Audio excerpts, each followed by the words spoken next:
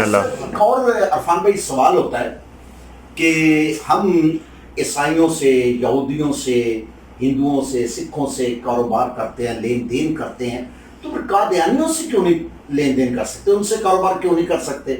اس کی آج کچھ ذرا وضاحت فرما دیں. دیکھیں جی، میں ان تمام لوگوں کو جو اس تھنکنگ کے حامل ہیں، اس سوچ کے حامل ہیں کہ جناب جب عیسائیوں سے کاروبار ہو رہا ہے، ہندوؤں سے ہو رہا ہے، لوگ لیتے ہیں نا. آپ کسی بھی سپر سٹور پہ جائیں، آپ کو وہاں پہ سینکڑوں ہزاروں چیزیں نظر آئیں گی. ایسے ہی نا جو غیر ملکی ہیں، جو عیسائیوں کی ہیں، یہودیوں کی ہیں، سکھوں کی ہیں، آپ دیکھتے ہیں.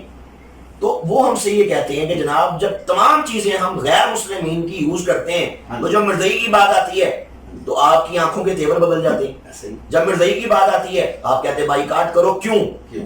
دیکھیں، میں ان لوگوں سے یہ سوال کرنا چاہتا ہوں کہ مجھے جسٹ ون ایک مثال، پوری اسلام میرا چیلنج ہے، چیلنج سمجھ لیں جو مرضی سمجھ لیں، پوری تاریخ اسلام کے اندر مجھے ایک مثال دے دیں کہ کسی دشمن رسول کے ساتھ، کسی ختم نبوت کے منکر کے ساتھ، کسی مدعی نبوت کے خلاف کے لیے نرم گوشہ مسلمان نے اپنے سینے میں رکھا ہو، ان سے کاروبار کیے ہو، ان سے تعلقات کیے ہوں. دیکھیں نا، اسود انسی دعویٰ نبوت کیا تو آمینہ کے لال نے کیا فرمایا فیروز دہلوی سے کہ فیروز یہ نہیں ہو سکتا کہ میری نبوت کے ہوتے ہوئے، میری ختم نبوت کے ہوتے ہوئے کوئی اٹھے اور خود کو نبی رسول کہے. فرمایا محمد کی غیرت، محمد کی حمیت اس بات کو برداشت نہیں کر سکتی، وہ اس کو دھرتی پہ زندہ رہنے کا سانس لینے کا حق نہیں ہے.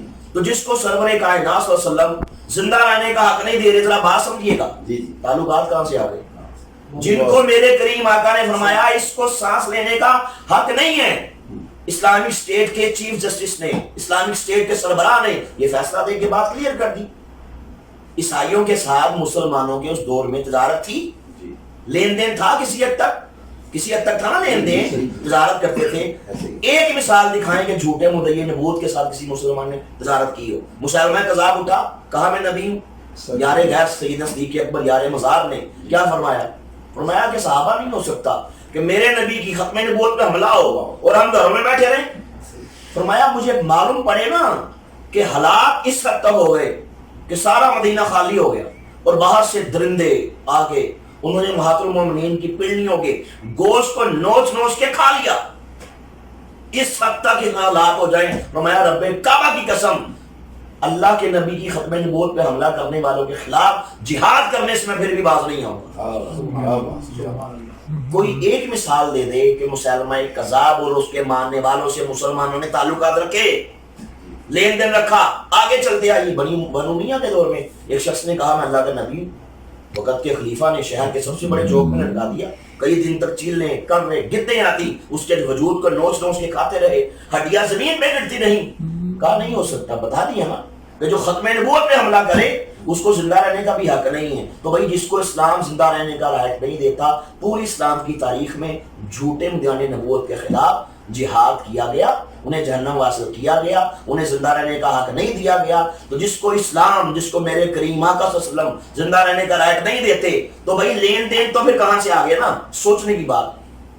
مرزئی دشمن رسول ہے، دشمن رسول کے ساتھ تعلقات نہیں ہو سکتے. اور یہ عام کافر نہیں، عیسائی عام کافر ہے، ہندو عام کافر ہے، بدھسٹ عام کافر ہے، سکھ عام کافر ہے. اسلام نے پرمیشن دی ہے ان سے چیزیں یوز کر سکتے ہیں کسی حد تک، حلال چیزیں ہوں، ٹھیک ہے نا، جس میں ہم حرام کی امیشنا کی نہیں ہو، وہ آپ کر سکتے ہیں. کسی حد تک اسلام نے پرمیشن دی ہے. لیکن جو اللہ کے نبی کا دشمن ہے، ختم نبوت کا منکر ہے، اس سے تعلقات نہیں ہو سکتے. عیسائی کہتا ہے میں عیسائی ہوں، آپ مسلمان ہو. ہندو کہتا ہے میں ہندو ہوں، آپ مسلمان ہو. سکھ بدھسٹ کہتا ہے میں سکھ بدھسٹ ہوں، بھائی آپ مسلمان ہو. مردئی کہتا ہے میں مسلمان، آپ سب کافر. آپ بات سمجھ میں پتا لگا کہ مرزئی کافروں میں اور عام کافروں میں زمین و آسمان کا فرق ہے. یہ زندیق ہیں، یہ مرتد ہیں، یہ گستاخان رسول ہیں. اور اسلام زندیق کو تو پرمیشن یہ بھی نہیں دیتا. اسلام نے یہاں تک بتا دیا کہ زندیق جب زندیقیت کا ارتکاب کرے، زندیق وہ کہے میں کلمہ پڑھتا ہوں، اللہ سے مراد میرا باپ ہے، نعوذ باللہ، کہے میں کلمہ پڑھتا ہوں، محمد سے مراد میرا بھائی ہے، کہے میں قرآن کو مانتا ہوں لیکن وہ کتاب جو قادیان میں نازل کی گئی، معاذ اللہ وہ اسلام کی ایسی توہین کرے اور اسلام کے پیرلل ایک ایسا وہ معاذ اللہ نظام کھڑا کرے، ایک ایسا مذہب کھڑا کرے وہ جس کو اسلام کا نام دے، جس سے عام ایک لے مین دھوکہ کھا جائے.